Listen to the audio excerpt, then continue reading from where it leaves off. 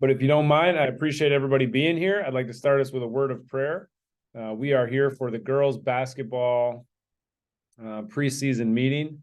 The information we're going to go over is critical to us working together well and helping our kids have a great season. So thank you for being here and taking time out of your schedule on a Thursday night right before Christmas break to spend some time talking about our season coming up. So thank you so much for those of you who are here. Let's pray. God, thank you for this day. Thank you for the opportunity to be a part of athletics at Grand Rapids Christian. We're so thankful for this school, your school. We pray that, we honor you in all that we do as parents, as teachers, as coaches, administrators, in putting you on display in a way that makes you appealing for others. May we give us a special measure of grace and patience throughout this year as we go through the goods and the bads and the challenges of each season. We just pray that you be with us and give us wisdom. Be with our coaches, give them wisdom, and also a measure of grace and patience to work with our young people, caring for them and teaching them. Bless our time tonight and the opportunity that we have to be together. And thank you for this Christmas season where you sent your son here to be on this earth with us. We love you so much and we're so grateful. In your name we pray. Amen. Okay. So a couple things just going to go through a couple of things and kind of tell you about how we're going to get started. Thanks for being here again. I know we don't start till January 8th, but sometimes it's hard to get people together when they're on vacation. So we're trying to do that right now. So philosophy of our athletic program. I like to talk about this in every single time that we get together to talk about this so that we just all understand kind of where we're coming from. It's the opportunity to play, to learn, to grow, to make mistakes, to improve, to gain clarity on if we want to keep pursuing sport or not. This is what I call a good experience, all of those things: winning, losing, good, bad, challenge, difficulty, success, failures, all those things is good experience. That's our goal. The coach's goal is to teach students about the game, to teach them and provide them opportunities to overcome obstacles and work with them through it, to show them how God shows up in athletics, on teams, in competition, all of those things in the context of athletics. And so we're just so grateful for those opportunities in our athletic program. And that's what we're after when we talk about a good experience. The good experience does not include everything going the way we want and finishing with a trophy. That's certainly like whipped cream. It's something that's not necessary, but it is pretty nice. So when it comes to getting started with girls basketball, we always think about team formation week, which will occur the week of January 8th. If you want to mark those things on your calendar, it's 2 to 3 days where we're going to have our coaches looking at all of the players and making sure that we can split them in a way that makes sense for their grade level based on what level they're at. And so that will happen the week of January 8th. Your coach will, of course, be in touch with you prior to that with your schedule. But a couple of things that seem obvious, but I always have to talk about them just to make sure that we're all on the same page. So whether you're watching this later or watching this now, this is a couple of critical things to make sure that we're all on the same page with it. So the first thing is that the tryout process is inherently imperfect, right? You know your child really well. The coaches are getting to know them. They're going to do their best to make sure that they place them in the best place possible. And we just know that our coaches do not have vendettas against anyone. And please know that they signed up to help your child be as successful as possible on whatever team they're on. And they have that in their forefront. So although it won't be perfect, it will be as good as it can be for a few days to make sure that we can do that. And we take it very seriously. It's not something that we brush off or don't pay attention to. The second thing is that you signed up for a team, which means you're committed to being part of our program. This means that you'll participate no matter what team you get put on. It's not an option that if you don't like your team, now you just quit. You can imagine how difficult it would be for us to run a program if people decided if they were going to play or not after we did a team formation. We just can't do that. It doesn't work. It's not part of what we do. Once you sign up and you're in it, you're in it. from the beginning till the end. And so your commitment is part of that. So we're thankful that you're committed and that you're going to be part of it through the end, giving the best that you can with your child.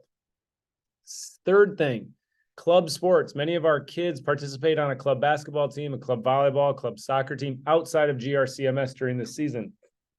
That's okay. That's great. Club sports are super important for kids' development and athletics. And it's great that you're doing that. But one thing that we have to do to make it work together is we aim to partner with you and your family on athletics. A lot of times club sports tells you what you're going to do with athletics, and we would never do that, right?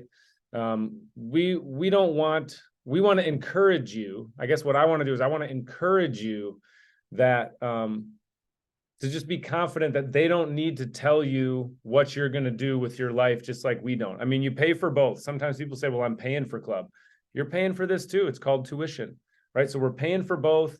We would never tell you exactly what to do. We don't want them to tell you exactly what to do either. And so our goal is to partner with you to avoid as many conflicts as possible. But if they arise, that we do it in an equitable way. And so that's something that I try to partner with everybody on. We're usually able to navigate it. We're able to navigate it with someone who's as advanced in basketball, playing on as many teams as possible as Kobe Buffkin, who now plays for the Atlanta Hawks. He played in almost every single one of our practices and games. And so we can do it. We can do it really well. We just got to partner together and be able to share a little bit. And sometimes when there is a conflict, just work together to say, hey, if there's 3 conflicts, can we get 1 or 2 of those and the other team gets 1 or 2 of those? So we can partner with that. So let's make sure that we do that. And then the last thing is how we form. In 5th grade, we're just going to have enough for 1 team this year. So there's no team formation. It's just practice. In 6th grade, we're going to have 2 teams that will be equally split. And so there will be a team formation week. Those first 3 days will be to try to figure out who's who and how we can split it equally. 7th grade, we just have 1 team. So it's just practice. And then in 8th grade, we have enough for 2 teams. But we're learning about the league a little bit, and it looks like some changes are occurring that we haven't had in the past. So we're still trying to figure out how we're going to split that grade up, if we're going to do it equal, or if we're going to do A and B. We're trying to figure that out. The league has said that there isn't enough teams to do an A league and a B league. And so we're trying to figure out how we want to manage that. We're talking to our varsity girls basketball coach about what she would request and want for us. For these 8th grade girls as they're getting ready to approach high school, their kind of last preparation year for that. So we're going to be partnering with them as well, just trying to figure out what's the best we can do. And there's no reason for us to rush into that at this point. It was great to have all those girls at the open gym the other day for the 8th graders. So we'll get back to you with that information as soon as we know it. The next thing is about communication. So we use TeamSnap. Many of you are people that have done TeamSnap before, and you're used to the way that it communicates.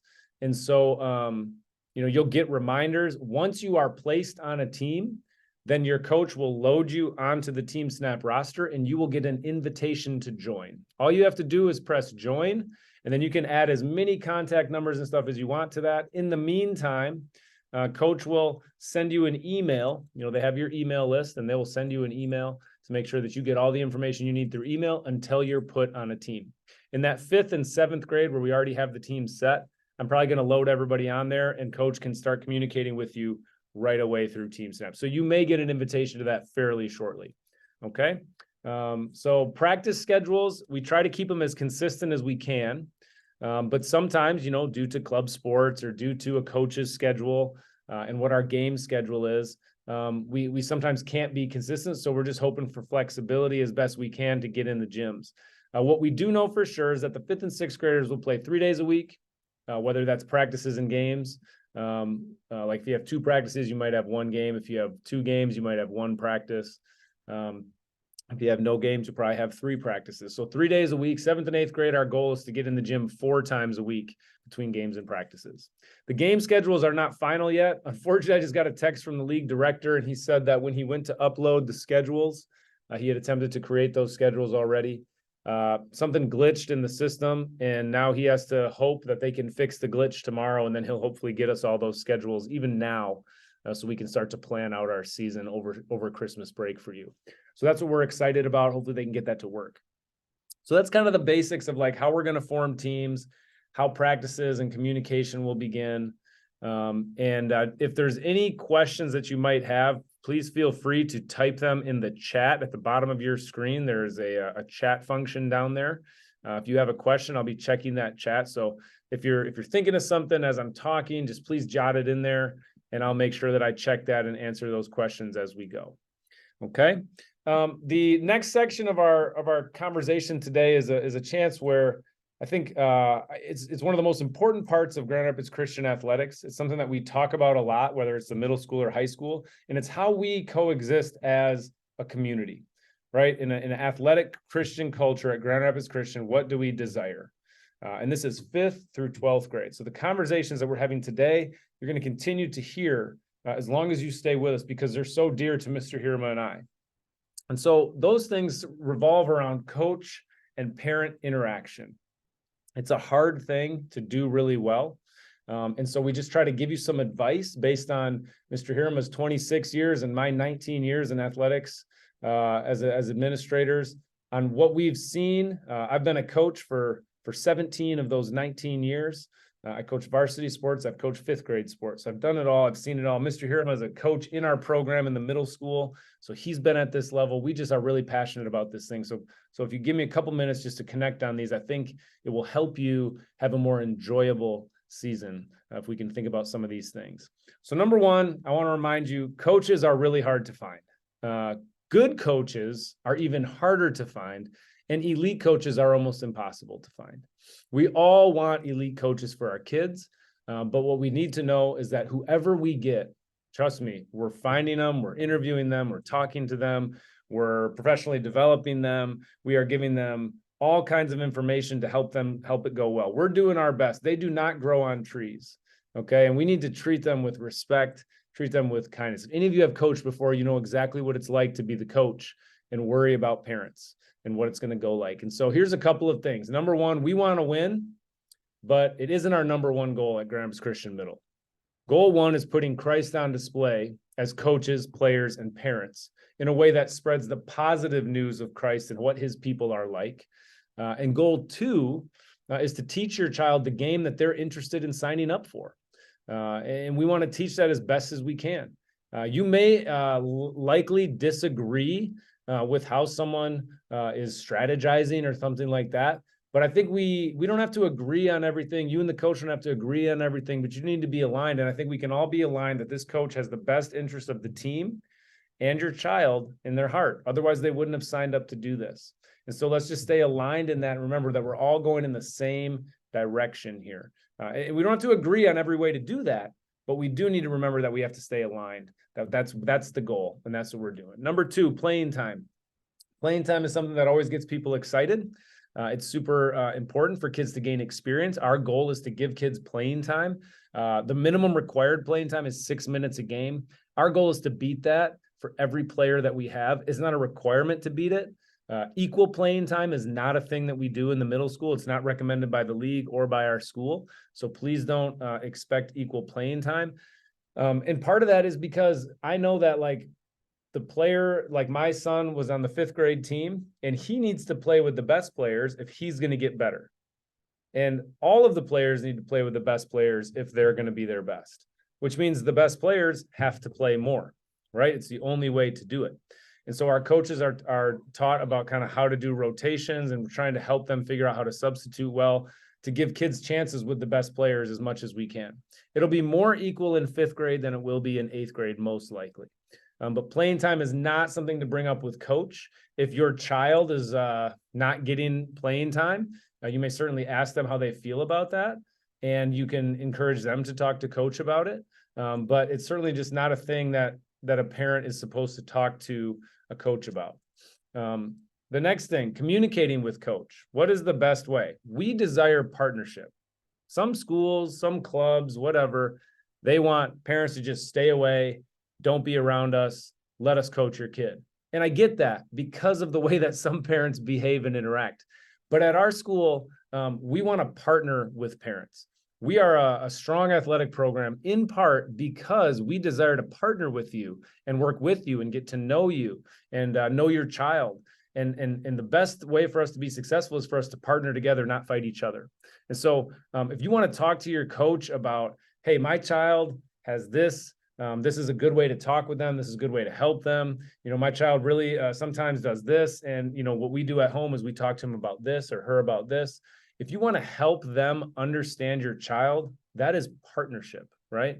That's super helpful. Carpooling kids to games, help each other out, right? Like partner together.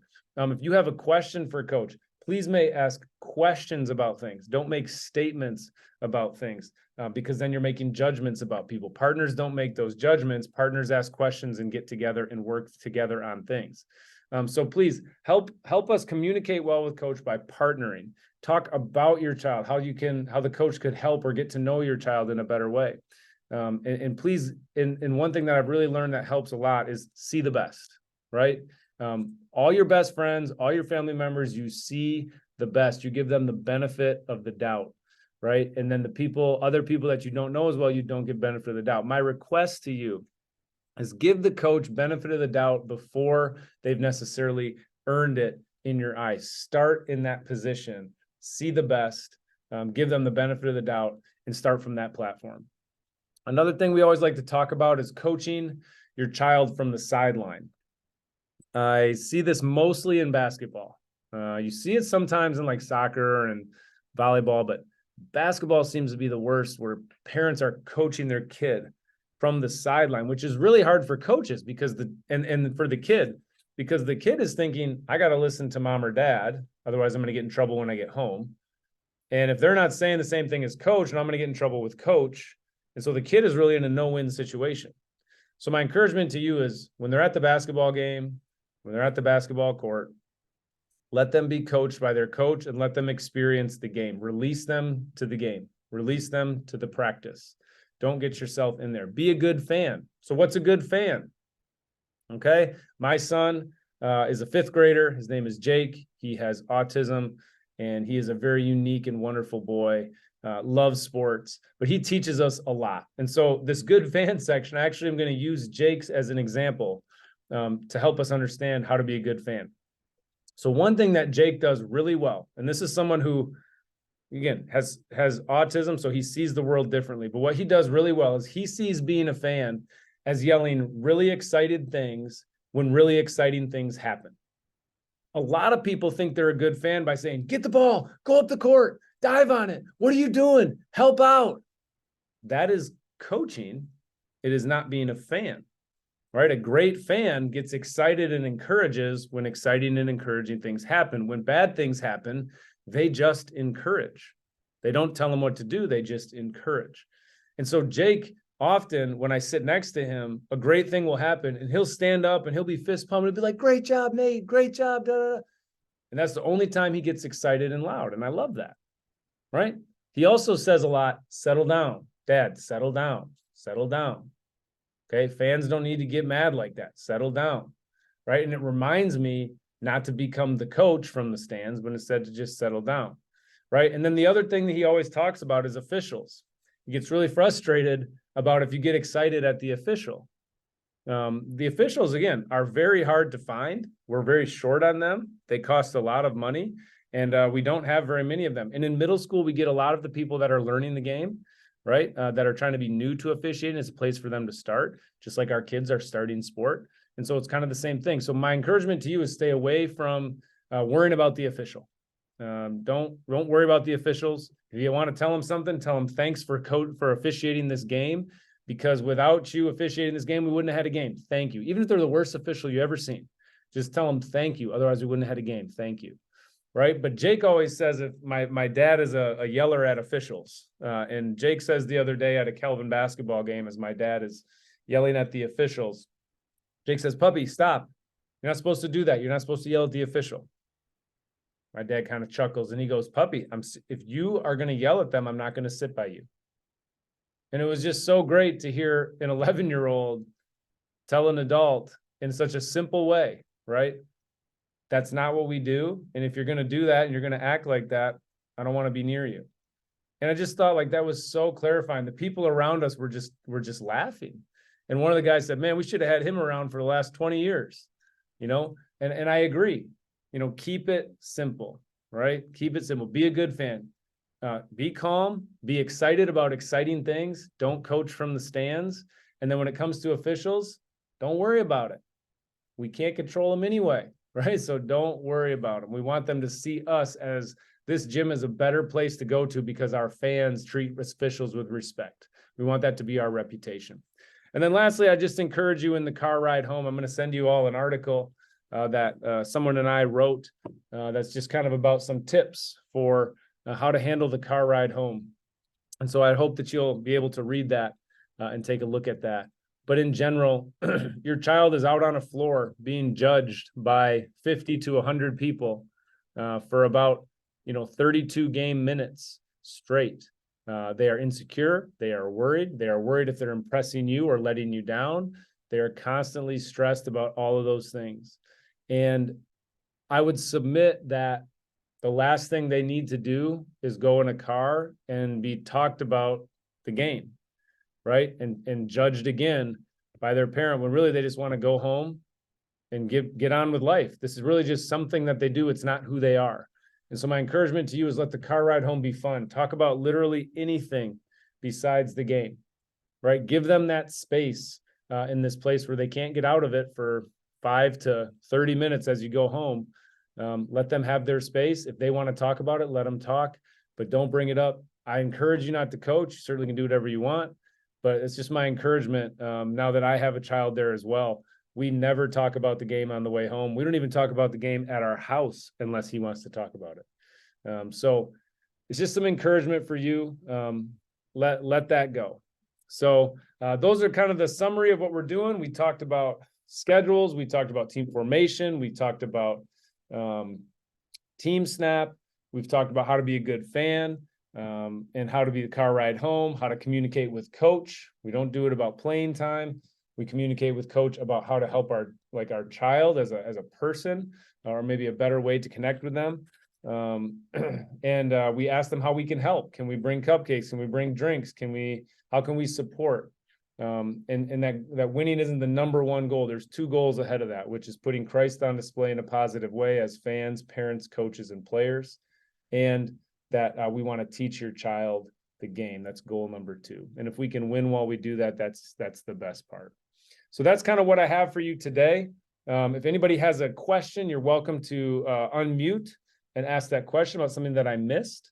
Or you can type it in the chat, but I appreciate you coming to hear about it. My goal was to get you out of here in less than 25 minutes. And right now we're at about 22 minutes. So I'm pretty excited about that. So does anyone have a question or something they wanted to talk about in this meeting?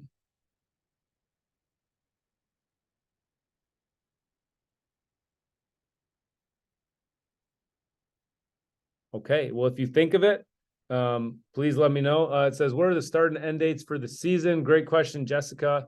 The start date is January 8th. That's when we start our team formation week. The first game possible is Saturday, the 20th. So the second Saturday of the season. The first day of the playoffs is likely Saturday, March 2. And if you make it to the championship game, that will likely be Saturday, March 9, according to the framework set up by the league. So hopefully that answers your question, Jessica. Thanks for asking that. I did not cover that. Thank you. Any other questions?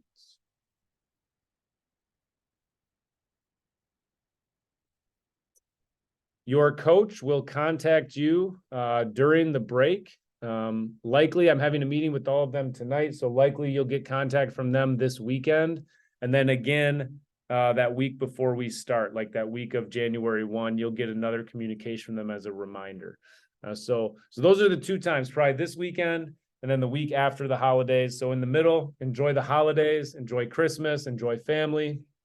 And we really look forward to seeing you and your child afterwards. Thank you so much. I see another question. If you need to go, you may. What are practice days for 6th grade? Well, we have 2 coaches there. And it looks like most of our 5th and 6th grade games are going to be on Tuesdays and Thursdays. So we will attempt to play on Tuesdays and Thursdays. And then we'll also add whatever extra day we need to get that second practice in when we need to. But games will likely be Tuesday, Thursday, or Saturday. So we'll try to stick to those core days if we can. just to keep the schedule consistent.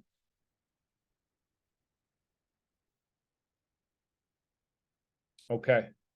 All right. Well, hey, have a great day, and I will see you guys out after the holidays. Thanks a lot.